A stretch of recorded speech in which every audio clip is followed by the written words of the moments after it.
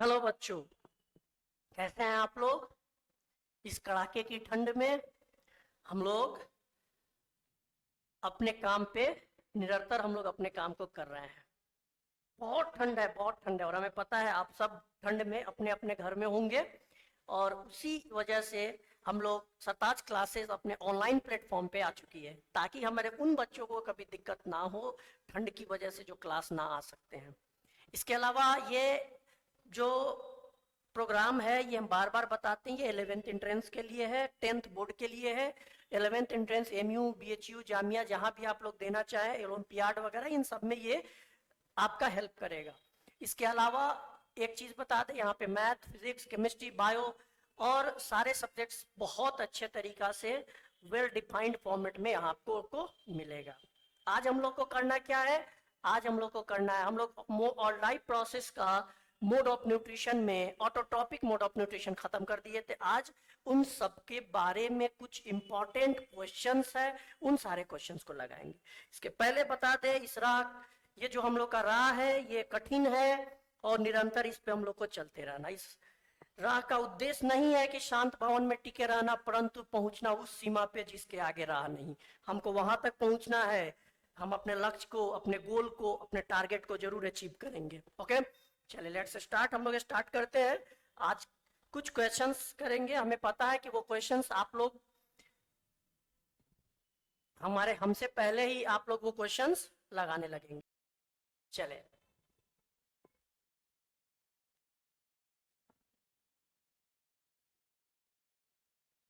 पहला क्वेश्चन है, एक एक क्वेश्चन को डिस्कस करेंगे हम लोग, कुछ क्वेश्चंस लगा लेंगे। देखिए, ये क्वेश्चंस और ये क्वेश्चन और ये क्वेश्चन, ये तीन क्वेश्चन अभी हम लोग नहीं कर रहे हैं। क्यों नहीं कर रहे हैं?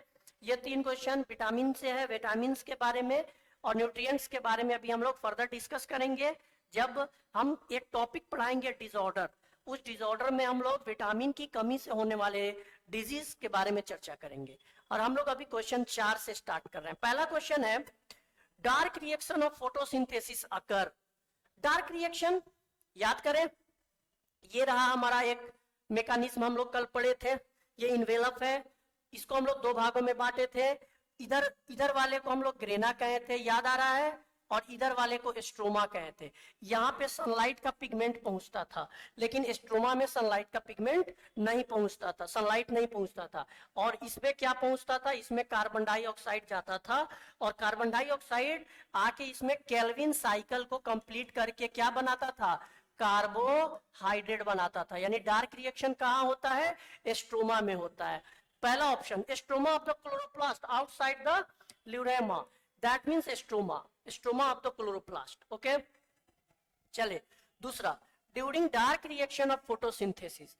याद करें, डार्क रिएक्शन ऑफ फोटोसिंथेसिस में क्या होता था, कार्बन डाइऑक्साइड स्ट्रोमा में जाता था, यहाँ केल्विन साइकिल होता था, और केल्विन साइकिल के बाद हमको क्या बनता था, कार्बोहाइड्रेट फॉर्म होता था। तो देखते हैं हम लोग क्या लिखा हुआ है। Carbon dioxide is reduce to organic compound, पहला।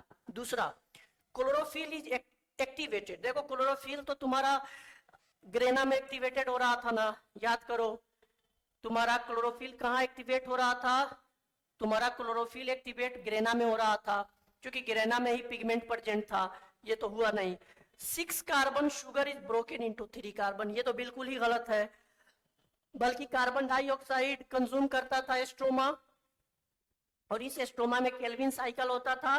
केल्विन साइकिल में क्या होता था, पहले पायरुविक एसिड बनता था, यानी 5 कार्बन का मॉलिक्यूल बनता था, फिर छठा कार्बन का मॉलिक्यूल कार्बोहाइड्रेट बनता था। तो ये भी नहीं होगा। फोटोलाइसिस, फोटोलाइसिस आपका कभी नहीं होगा। फोटोलाइसिस कहां प्रेजेंट था, ग्रेना में होता था, वाटर का फोटोलाइसिस। तो आंसर आपका क्या होगा, option A, carbon dioxide is reduce to organic compound. तो यहां से एक और चीज पता चला, अच्छा ये जो ऑर्गेनिक कंपाउंड है, ये ऑर्गेनिक कंपाउंड हमारा क्या है, ये ऑर्गेनिक कंपाउंड हमारा ग्लूकोज है या हमारा कार्बोहाइड्रेट है। और ये कार्बोहाइड्रेट कौन बनाता है, कार्बन डाइऑक्साइड बनाता है। समझ में आ रहा है ना, ऐसा ही क्वेश्चन पूछता है, और आसान होता है क्वेश्चन, लेकिन हम लोग क्या करते हैं, वहां पे कहीं ना कहीं गलत लगा के चले आते हैं। तीसरा, carbon dioxide and oxygen balance in atmosphere is due to, आसान है।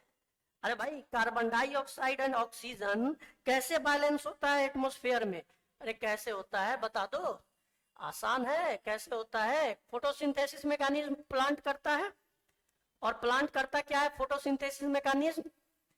ये रहा फोटोसिंथेसिस मैकेनिज्म। यहां बना दिए हम लोग क्या, ग्रेना, यहां ग्रेना, और यहां हमने बना दिया स्ट्रोमा, और यहां बना दिया हम लोग स्ट्रोमा। यहां पे होगा फोटोलाइसिस, वाटर टूटेगा H+ में, ऑक्सीजन में और इलेक्ट्रॉन में। याद आ रहा है? ये ऑक्सीजन यहां से बाहर निकलेगा। फिर जो ऑक्सीजन बाहर निकला इन्वायरमेंट में आया, और इसमें जाएगा कार्बन डाइऑक्साइड, ही बना देगा क्या, कार्बोहाइड्रेट। तो बैलेंस तो हो रहा है, इधर ऑक्सीजन बाहर निकल रहा है तो इधर कार्बन डाइऑक्साइड अंदर जा रहा है। कौन से मैकेनिज्म में? कौन से मैकेनिज्म में? तो मैकेनिज्म क्या है, फोटोसिंथेसिस है। फोटोसिंथेसिस में क्लोरोप्लास्ट के अंदर प्रेजेंट है ग्रेना और स्ट्रोमा। ग्रेना में क्या है, फोटोलाइसिस होता है। ग्रेना में वाटर टूटता है, वाटर टूटता है, 4 प्रोटॉन देता है, 4 इलेक्ट्रॉन देता है और ऑक्सीजन मॉलिक्यूल देता है। ये ऑक्सीजन मॉलिक्यूल इन्वायरमेंट में आ जाता है।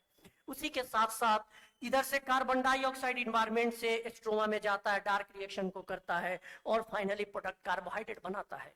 तो कार्बोहाइड्रेट भी मिल गया, ऑक्सीजन भी मिल गया, कार्बन डाइऑक्साइड का कंजप्शन भी हो गया। हमने कार्बन डाइऑक्साइड इन्वायरमेंट में छोड़ा, वो फोटोसिंथेसिस में क्या किया, प्लांट ने कंज्यूम कर लिया। तो ये ऑक्सीजन और कार्बन डाइऑक्साइड का बैलेंसिंग जो चल रहा है, वो किसकी वजह से चल रहा है, वो फोटोसिंथेसिस की वजह से चल रहा है। अगला क्वेश्चन है 7वां नंबर, 7। Photosynthesis is exothermic process, anabolic process, catabolic process और इंडोथर्मिक प्रोसेस। हम आपको बताते हैं, क्या बताते हैं, देखिए बहुत मजेदार चीज बताते हैं। बॉडी लिविंग ऑर्गेनिज्म के अंदर, क्या बोले, लिविंग ऑर्गेनिज्म के अंदर कुछ केमिकल रिएक्शंस चल रहे होते हैं, लिविंग रिएक्शंस चल रहे होते हैं।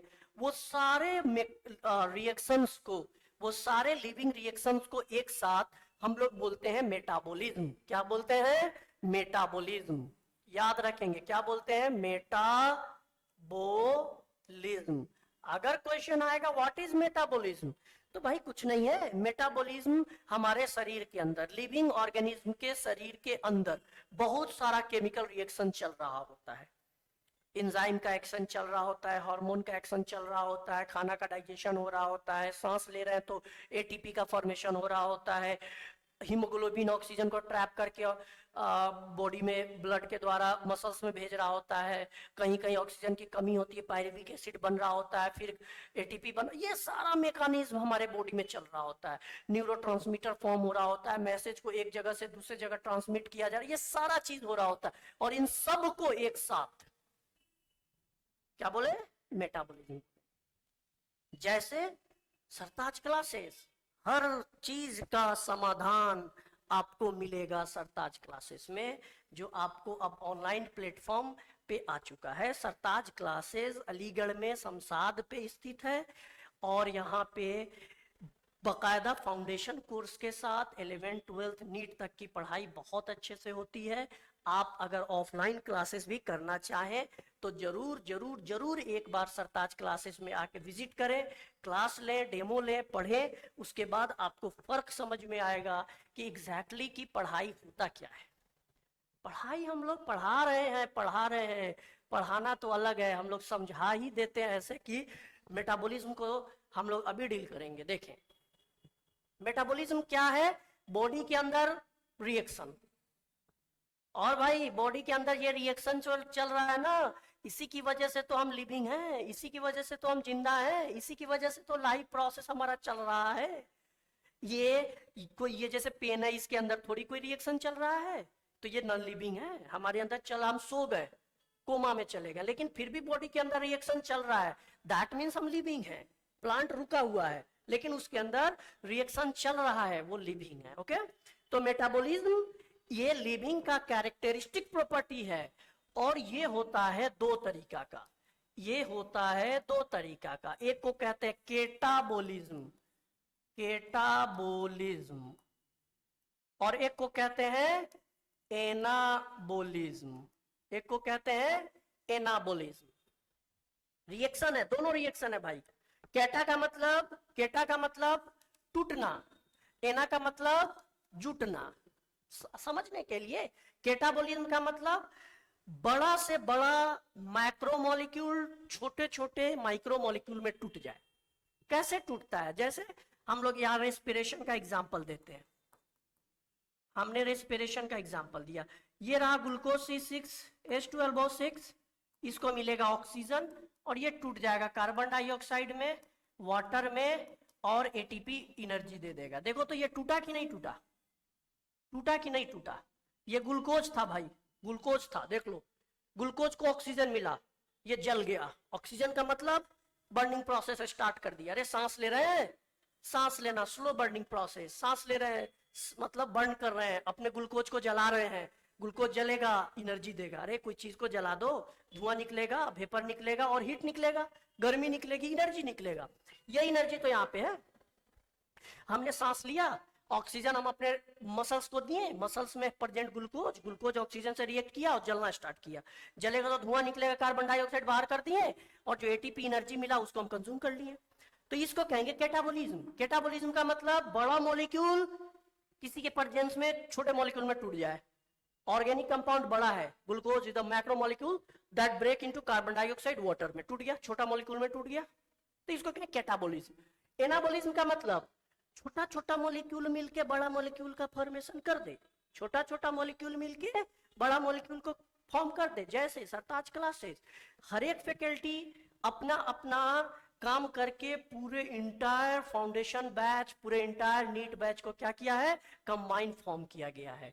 तो एक परफेक्ट टीम के साथ एकता में ही क्या होती है, यूनिटी में स्ट्रेंथ होता है। ये बताता है एनाबोलिज्म। कैसे बताता है? देखिए, हमने क्या करा, इन्वायरमेंट से लिया कार्बन डाइऑक्साइड, हमने नहीं लिया भाई, ये लीफ लिया है, प्लांट की बात कर रहे हैं, और वाटर लिया, तब से तो ये हम लोग पढ़ते जा रहे हैं, क्लोरोफिल और लाइट के प्रेजेंस में ये क्या बना दिया, ग्लूकोज को बना दिया और ऑक्सीजन को निकाल दिया। देख लीजिए, ये छोटा छोटा मॉलिक्यूल मिलके, कार्बन डाइऑक्साइड एंड वाटर मिलके क्या बना दिया, बड़ा मॉलिक्यूल को फॉर्म कर दिया, ग्लूकोज को। तो इसको कहते हैं it is the anabolism process, it is a anabolism process. तो मेटाबॉलिज्म तो रिएक्शन, दोनों रिएक्शन है। एक रिएक्शन में हमने क्या देखा, एक रिएक्शन में देखा कि बड़ा मॉलिक्यूल छोटे छोटे मॉलिक्यूल में टूट गया। अब कुछ चीजें हैं जो रिएक्शन में आप लोग को केमिस्ट्री में भी पढ़ाया जाता है कि किसी चीज को ब्रेक डाउन करने के लिए उसको हीट देना पड़ता है, किसी में से हीट निकलता है। ओके, तो वो एक्सोथर्मिक इंडोथर्मिक अलग है, बट यहां हम लोग देखेंगे कि ग्लूकोज बड़ा मॉलिक्यूल है, ऑक्सीजन के प्रेजेंस में ये छोटे छोटे मॉलिक्यूल में टूट गया, ये हो गया आपका कैटाबोलिज्म। और एनाबोलिज्म में क्या हुआ, दो अलग अलग छोटा छोटा मॉलिक्यूल मिलके एक बड़ा मॉलिक्यूल को फॉर्म कर दिया, तो एनाबोलिज्म। तो देख लीजिए, तो फोटोसिंथेसिस क्या है, फोटोसिंथेसिस क्या है, फोटोसिंथेसिस एनाबोलिज्म ही तो है, यही तो फोटोसिंथेसिस है। फोटोसिंथेसिस क्या है, फोटोसिंथेसिस एनाबोलिज्म है, एनाबोलिज्म प्रोसेस है। यानी इसमें क्या होता है, कार्बन डाइऑक्साइड एंड वाटर मिलता है और बड़ा मॉलिक्यूल ग्लूकोज को फॉर्म कर देता है, तो उसको कहते हैं हम लोग एनाबोलिज्म। तो ये समझ में आ गया होगा कि मेटाबॉलिज्म रिएक्शन है। ये क्या है, ये बॉडी के अंदर होने वाला केमिकल रिएक्शन है, और वो रिएक्शन में या तो कुछ चीज टूट रहा होता है, कुछ चीज जुट रहा होता है। तो जो टूटेगा वो कैटा हो जाएगा, जो जुटेगा वो एना हो जाएगा। और एनाबोलिज्म का एग्जाम्पल फोटोसिंथेसिस याद रखना है, और कैटाबोलिज्म में रेस्पिरेशन याद रखना है। याद रहेगा, रहेगा याद, अरे रहेगा याद, बोलो ना सर, आप तो ऑनलाइन हैं, कैसे जवाब दें, कैसे जवाब दें कि हो जाएगा। तो हम बता दें आपको, आप भी जवाब देंगे, बहुत जल्दी जवाब देंगे जब हम आप लोग के पास लाइव सेशन में हम लोग पहुंचेंगे। लाइव क्लासेस होंगी, आप सरताज क्लासेस के ऐप के माध्यम से जुड़ सकते हैं, सरताज क्लासेस के यूट्यूब के माध्यम से जुड़ सकते हैं, और हम लोग बहुत जल्दी लाइव सेशन स्टार्ट करेंगे एक टाइम के अनुसार, और उसमें आप लोग को सारा सब्जेक्ट की उत्तम पढ़ाई, आपको स्टडी मटेरियल, स्टडी सारा चीज आप लोग को मिलेगा एकदम सरल से सरल लैंग्वेज में, वो लैंग्वेज जो आप तक पहुंचेगा बहुत आसान माध्यम से। तो ये हमने देखा कितना क्वेश्चन, 7 क्वेश्चन हमने देखा। सातवां में फोटोसिंथेसिस इज एनाबोलिक प्रोसेस। अगला क्वेश्चन है for photosynthesis the green plant need, ये क्या क्वेश्चन है भाई। फोटोसिंथेसिस के लिए क्या चाहिए आपको? चाय बनाना है, क्या चाहिए? अरे आपको पढ़ाई करना है तो क्या चाहिए? सर हमें पढ़ाई करना है तो हमको कलम चाहिए, हमको कॉपी चाहिए, किताब चाहिए, मेजर, यही तीन चीज चाहिए, तीन चीज मिल जाएगा। फिर क्या चाहिए? फिर हमको सरताज क्लासेस चाहिए। सरताज क्लासेस मिलेगा तो हम बहुत बढ़िया से पढ़ पाएंगे। तो यही चीज यहाँ पे आपको देखने को मिलेगा कि फोटोसिंथेसिस में ग्रीन प्लांट क्या क्या चीज मांगता है। तो क्लोरोफिल को भी चाहिए उसे, कार्बन डाइऑक्साइड एंड वाटर भी चाहिए, और लाइट भी चाहिए। इसका मतलब ऑल ऑफ दीज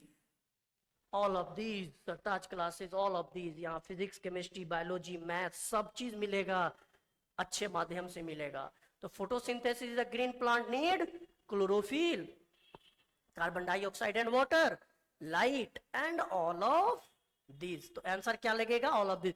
फोटोसिंथेसिस के लिए बिना क्लोरोफिल फोटोसिंथेसिस होगा? नहीं होगा। क्यों नहीं होगा? क्योंकि भाई ग्रेना में पिगमेंट होता है और क्या करता है, सनलाइट को ट्रैप करता है। सनलाइट आता है तब फोटोलाइसिस होता है, तब फोटोलाइसिस होता है तब आगे की प्रक्रिया होती है। रॉ मटेरियल अगर नहीं मिलेगा, रॉ मटेरियल, आप कितना भी अच्छे कोचिंग में चले जाएं, कलम कॉपी नहीं रहेगा तो क्या पढ़ पाएंगे? नहीं पढ़ पाएंगे। उसके बाद एक लाइट चाहिए, इसको एनर्जी चाहिए, तब जाके ये क्या करेगा, ये सारा चीज करेगा। आप बस पढ़ते रहे, एनर्जी हम लोग देंगे आपको, एनर्जी हम लोग देंगे, एनर्जी का काम देना हम लोग का है। इस पथ का उद्देश्य नहीं कि शांत भवन में टिके रहना, परंतु पहुंचना उस सीमा पे जिसके आगे राह नहीं। हम लोग वहां तक पहुंचेंगे जिस सीमा के बाद कोई राह नहीं होगी। हम अपने लक्ष्य के उत्तम से मैक्सिमम हाईएस्ट पोजीशन पे रहेंगे। जो आप सोचे हैं उसको करना है, सूरज की तरह जलना है, और पूरे जहां को, पूरे रोशन, पूरे जहां, पूरे जिला, पूरे शहर, और अपने फैमिली को, अपने रिलेशनशिप को, सबको रोशन करना है। करना है, बिल्कुल करना है। चलिए अगला क्वेश्चन की तरफ बढ़ते हैं हम लोग। Question number 9, which of the following equation most advocate sum up. अच्छा, फोटोसिंथेसिस का रिएक्शन पूछ रहा है, ये बोलो ना। ये तो हम लोग तब से पढ़ते आ रहे हैं, जिस दिन पहला क्लास हुआ था। क्या करना है? करना क्या है भाई? 6 कार्बन डाइऑक्साइड, देखो बैलेंस ध्यान में रखेंगे, 6 वाटर मॉलिक्यूल, फिर बना ग्लूकोज, और फिर बना कार्बन डाइऑक्साइड। एक ये है हमारे पास। दूसरा 6 कार्बन डाइऑक्साइड, 12 वाटर, फिर लाइट, फिर ये, फिर ये, फिर ये, कुछ नहीं, सीधे C answer. Carbon dioxide, water, और रिएक्शन हम लोग बना दिए, कोई दिक्कत नहीं है। चलिए, उसमें ऑप्शन में रहेगा कि लाइट भी रहता है, क्लोरोफिल भी रहता है। Which of the following crop plant very efficient convert solar energy. देखो हम बता दें एक चीज, प्लांट सोलर एनर्जी के फॉर्मेट में, अगर मान लेते हैं कि आज सनलाइट आपको 100 किलो जूल एनर्जी दिया, इसका मात्र 2% ही फोटोसिंथेसिस में लिया जाता है, याद रहेगा। यानी अगर सन आपका क्या कर रहा है, 100 किलो जूल एनर्जी दिया, अज्यूम करते हैं, उसका मात्र 2% फोटोसिंथेसिस में कंज्यूम किया जाता है। और उसमें याद रखेंगे सबसे ज्यादा अगर कंजप्शन करता है, production value range 2 to 4 kilo. Even तो इसको आप लोग हाइयर की याद में रखेंगे तो शुगर केन होता है, इसमें ज्यादा कुछ समझने वाली बात नहीं है। शुगर केन याद रखेंगे, शुगर केन में क्या होता है, सबसे ज्यादा ऑर्गेनिक मटेरियल को कंज्यूम किया जाता है, शुगर खुद उसमें कंज्यूम रहता है, इस वजह से वो हाइयर एनर्जी को कंज्यूम करता है। बाकी खत्म। 11 नंबर क्वेश्चन बड़ा इंपॉर्टेंट है। 11 नंबर क्वेश्चन है, 9/10 of the photosynthesis world carried by 9/10। That means बता दें हम आपको कि प्लांट का 9वां हिस्सा, 9/10 हिस्सा जो बात कर रहा है, ये हमें फोटोसिंथेसिस की बात कर रहा है। बात करो तो फोटोसिंथेसिस में कौन कौन ऑटोट्रॉपिक था? पहले तो ग्रीन प्लांट था भाई, पहले तो ग्रीन प्लांट था, फिर हमने देखा था एल्गी के बारे में, फिर हमने देखा था बीजीए के बारे में, पढ़ा था ना ये सब के बारे में। तो यहाँ पे आपको याद रखने वाली बात है कि पूरे फोटोसिंथेसिस का 9/10 हिस्सा आपका एल्गी ऑफ ओशियन कर रहा होता है। एल्गी बहुत इंपॉर्टेंट है फोटोसिंथेसिस करने के लिए, क्योंकि एल्गी में 3 तरह का एल्गी हम लोग पढ़े थे ना। अरे पढ़े थे, ग्रीन पढ़े थे, और रेड पढ़े थे, और ब्राउन पढ़े थे। इन सबके पास क्लोरोफिल A+B, A+D, A+C, और ये सब क्लोरोफिल क्या करता है, फोटोसिंथेसिस मैकेनिज्म को कर रहा होता है। ओके, चलिए, वेरी गुड। तो याद रखेंगे इन सारे बातों को, आप ध्यान में रखेंगे और ऐसे ही इंपॉर्टेंट क्वेश्चंस आप लोग के पास पहुंचता जाएगा। अगला है the maximum evolution of oxygen is. कितना आसान आसान दिया हुआ है ना। इवोल्यूशन ऑफ ऑक्सीजन सबसे ज्यादा क्या क्रॉप करता है, या फॉरेस्ट करता है, या फाइटोप्लैंक्टन ऑफ सी करता है, या ग्रेट लैंड ऑफ एरिया। तो याद रखेंगे इसमें फाइटोप्लैंक्टन ऑफ सी करता है।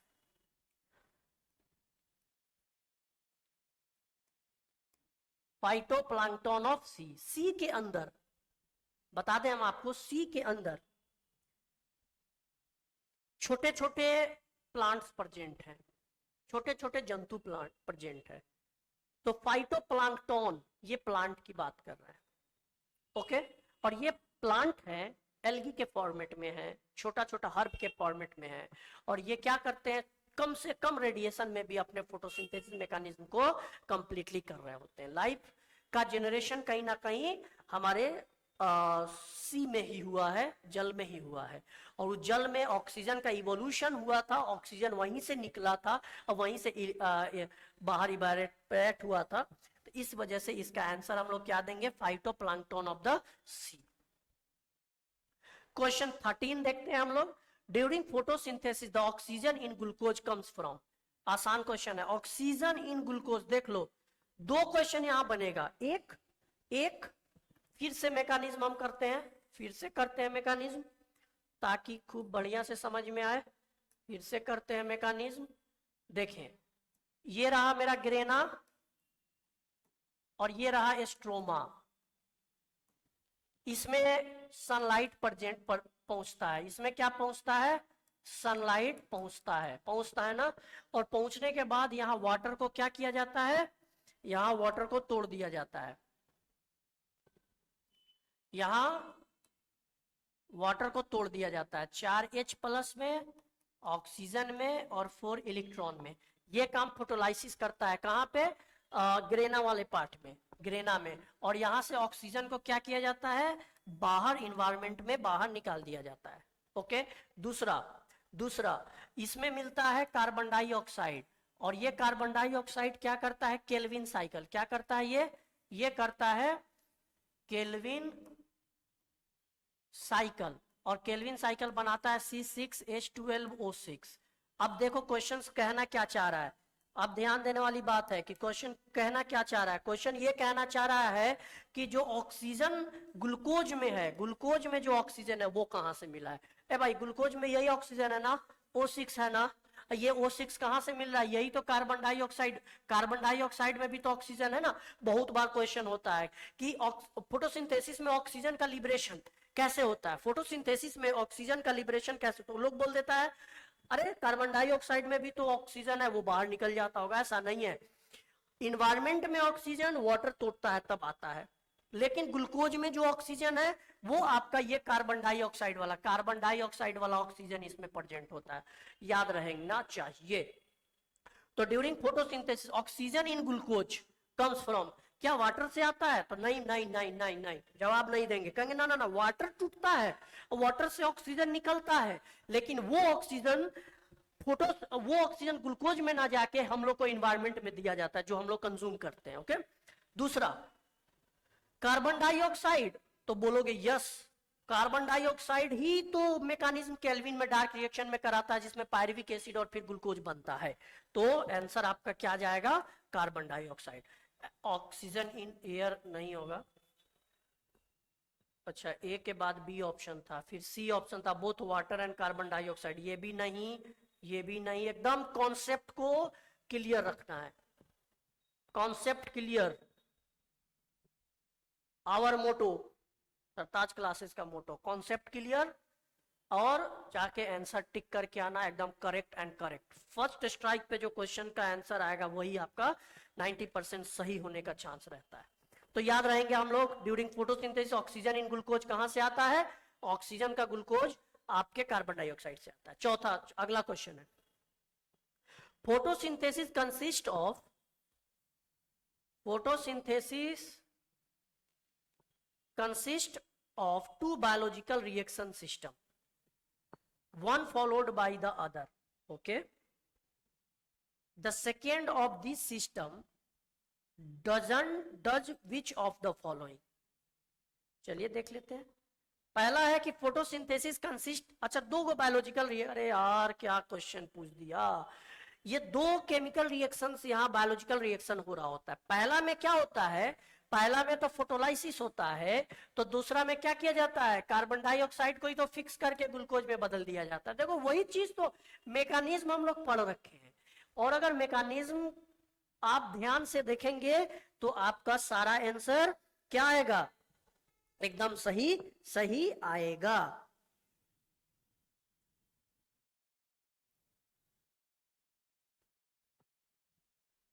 तो क्या आएगा, photosynthesis consist of essentially two biological process, एक बायोलॉजिकल प्रोसेस में फोटोलाइसिस और दूसरा में कार्बन डाइऑक्साइड को फिक्स किया जाता है. अब वो बदल जाता है किसमें, C6H12O6 में. तो यहां पे होगा फिक्स कार्बन डाइऑक्साइड. चलिए अगला क्वेश्चन देखते हैं हम लोग.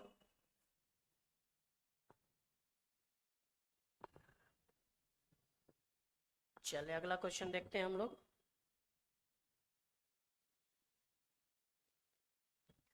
Question number 15, two chief function of leaf. अरे भाई लीफ का क्या फंक्शन है, लीफ का फंक्शन पहला है किचन ऑफ द प्लांट.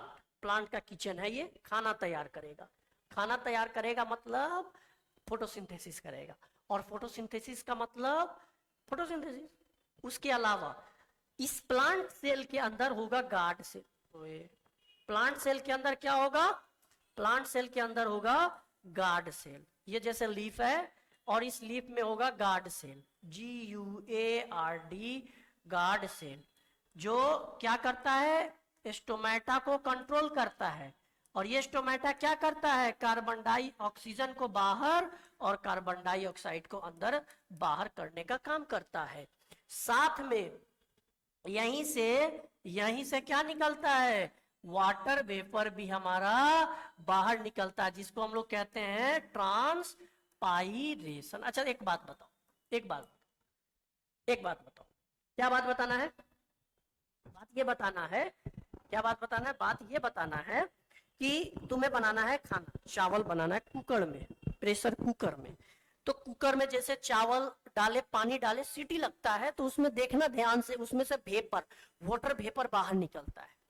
वो वाटर वेपर इंपॉर्टेंट है कि चावल के अंदर पानी मॉलिक्यूल, वाटर मॉलिक्यूल जाता है, ताकि वाटर का ग्रेन का साइज बढ़ता है, वो बॉइल्ड राइस बन जाता है. तो ये मैकेनिज्म प्लांट भी करती है. जब फोटोसिंथेसिस कर रहा होता है, कार्बन वाटर तो जा ही रहा है, और वाटर के साथ फोटोलाइसिस भी हो रहा है, तो वहां पे कुछ वाटर का पार्ट वेपर फॉर्मेट में बाहर निकलेगा, उसको हम लोग कहते हैं ट्रांसपाइरेशन. तो transpiration in the mechanism from where during photosynthesis plant loses some part of water, और उसको हम लोग ट्रांसपाइरेशन कहते हैं through stomatal pore control by the guard cell. Okay, तो दो चीज देख लिए कि जो लीफ का फंक्शन है, पहला फोटोसिंथेसिस और दूसरा ट्रांसपाइरेशन. बस अगला 16वां क्वेश्चन देख, 16 क्वेश्चन आपको करने की जरूरत नहीं है, हिल रिएक्शन हम लोग नहीं पढ़े हैं. अगर कभी क्वेश्चन पूछ दे तो याद रखेंगे, इसमें reduce substance and oxygen in chloroplast का मामला होता है, ये आपको बिल्कुल नहीं पढ़ना. Hill reaction out of syllabus. 17, dark reaction in photosynthesis called so because. भाई डार्क रिएक्शन क्यों कहलाता है, हमारे जीवन में अंधेरा ही अंधेरा है, इसलिए हमारा जीवन अंधेरा है. तो मतलब अंधेरा क्यों है भाई, उसमें रोशनी डालो. रोशनी कैसे डालेंगे, रोशनी अच्छे से पढ़ लिख के डालेंगे. तो ये बेचारा डार्क रिएक्शन है, क्योंकि इसके पास लाइट नहीं है, तो it does not require light energy. ये dark reaction. Light reaction grana को जरूरत था, तो ग्रेना को हम लोग इस ग्रेना वाले पार्ट को कहेंगे कि उसके लिए light reaction. Dark reaction stroma में हुआ, उसमें कार्बन डाइऑक्साइड का रिडक्शन होगा, पायरुविक एसिड में बदलेगा, ग्लूकोज बनेगा, वहां लाइट की जरूरत नहीं है, तो वो बोलेंगे, इसलिए इसको हम लोग डार्क रिएक्शन का नाम दिया. Algae use Calvin and his co-worker in their experiment on photosynthesis. याद रखेंगे, क्या याद रखना है कि एल्गी जो जो केल्विन और केल्विन साइकिल में जो इस्तेमाल किया गया था, उसमें जो एक्सपेरिमेंट में क्लोरेला को याद किया है, क्लोरेला एल्गी का इस्तेमाल किया जाता है, एक्सपेरिमेंट में यूज किया गया था, जो सबसे ज्यादा प्रोटीनियस स्ट्रक्चर का होता है। बस केल्विन साइकिल अकर इन, केल्विन साइकिल कहाँ होता है? क्या माइटोकॉन्ड्रिया में होता है? नहीं भाई। क्या ग्लाइकोसोम्स में होता है? नहीं भाई। साइटोप्लाज्म में? नहीं नहीं। लीफ में? लीफ में कहा? क्लोरोप्लास्ट में। तो क्लोरोप्लास्ट। तो ये रहा हम लोग का कुछ questions about the photosynthesis mechanism and autotrophic mechanism of plant. अभी ये क्वेश्चन बस ये 2-3 लेक्चर के लिए हम लोग specially this is for mechanism of photosynthesis, ये क्वेश्चन उसी के लिए। पूरे यूट्यूब जगत पे आप ढूंढ के रह जाओ मैकेनिज्म ऑफ फोटोसिंथेसिस, और इन सारे क्वेश्चंस को डील नहीं किया जाता है, नहीं मिलता है, लेंदी प्रोसेस है। और हम लोग इसको क्या किए, बहुत सरल से सरल तरीका में इस सबको डील किए, और बढ़िया बढ़िया क्वेश्चंस हम आप लोग के पास लेके आए, ताकि आप लोग क्या कर सके, इन सारे क्वेश्चंस का जवाब बढ़िया से दे सके। ये 3 क्वेश्चन हम लोग ऊपर से नहीं किए थे, इस वजह से नहीं किए थे क्योंकि ये 3 क्वेश्चन अभी हम लोग नहीं पढ़े हैं, वो डिसऑर्डर हम लोग करेंगे, वहां डिसऑर्डर में ये सारा चीज को कंप्लीट कर लेंगे। ओके, आज का कोट्स याद रखेंगे, इस जो हम लोग कर रहे हैं ये मेहनत एक ना एक दिन जरूर हम लोग कामयाब होंगे। ओके चले ठीक है। बार बार आज का कोर्स, इस पथ का उद्देश्य नहीं कि शांत भवन में टिके रहना, परंतु पहुंचना उस सीमा पे जिसके आगे राह नहीं। हम लोग को वहां तक पहुंचना है जहां राह नहीं है, और अपने आप को नहीं कहते हैं कि इस काम में हमको किक मिल गया, अब जीवन कुछ भी हो, हमें जो पाना था, जो लक्ष्य लेना था, जो गोल लेना था, वो गोल हम लोग ले लिए। बस वो चीज के लिए हम लोग को करना। सारे क्वेश्चंस को फिर से आप लोग डिस्कस करेंगे, अपने आप में डिस्कस करेंगे। एक बार क्या करेंगे, बिना देखे हुए एक एक क्वेश्चंस को सॉल्व करेंगे, थ्योरीज पे कमांड करेंगे, और हम लोग कल स्टार्ट करेंगे। कल के लेक्चर में हो सकता है कि कुछ क्वेश्चन 10 क्वेश्चन करा के फिर से हम अगला टॉपिक स्टार्ट करें, या हो सकता है कि हेटरोट्रॉपिक मोड ऑफ न्यूट्रिशन में हम लोग heterotrophic mode of nutrition start करेंगे, जिसमें कुछ पैरासाइट से प्रोफाइट इन सब के बारे में पढ़ेंगे। ओके चलिए, आज की कड़ाके की ठंडी में भी हम लोग अपने गोल को प्राप्त किए। गोल लक्ष्य जो होता है ना, एक साथ एक बार में नहीं मिलता है। एक छोटा सा चीज है कि बड़ा चीज हासिल करने के लिए, बड़ा चीज पाने के लिए उसमें वक्त देना पड़ता है, वक्त लगता है, वक्त लगता है। यानी बिग थिंग्स टेक टाइम्स, बड़ा चीज हमेशा समय लेती है, और उस समय को बर्बाद नहीं करना है। छोटे छोटे लक्ष्य की प्राप्ति करना है, छोटा छोटा टारगेट को बनाना है, और वो छोटा छोटा टारगेट कहीं ना कहीं बड़ा टारगेट तक पहुंचाना है। हमके सीढ़ी से घर के ग्राउंड फ्लोर से छत पे जाना है, तो सीढ़ी का एक एक स्टेप को चढ़ते जाना है। ऐसा नहीं है कि एक ही बार पहला स्टेप से 10वां स्टेप पे छलांग मार दे तो पैर टूट सकता है, दिक्कत हो जाएगी। तो वक्त देना है, अपने आप को वक्त देना है। और अभी जनवरी स्टार्ट हो गया है, 2024 नया साल आप सबको मुबारक हो। और इन साल में अपने आप को क्या करना है, 27 क्लासेस के साथ जुड़ के और अपने लक्ष्य को प्राप्त करना है, अपने गोल को एडमायर करना है, अपने गोल को प्राप्त करना है। ओके बाकी all the best and thank you.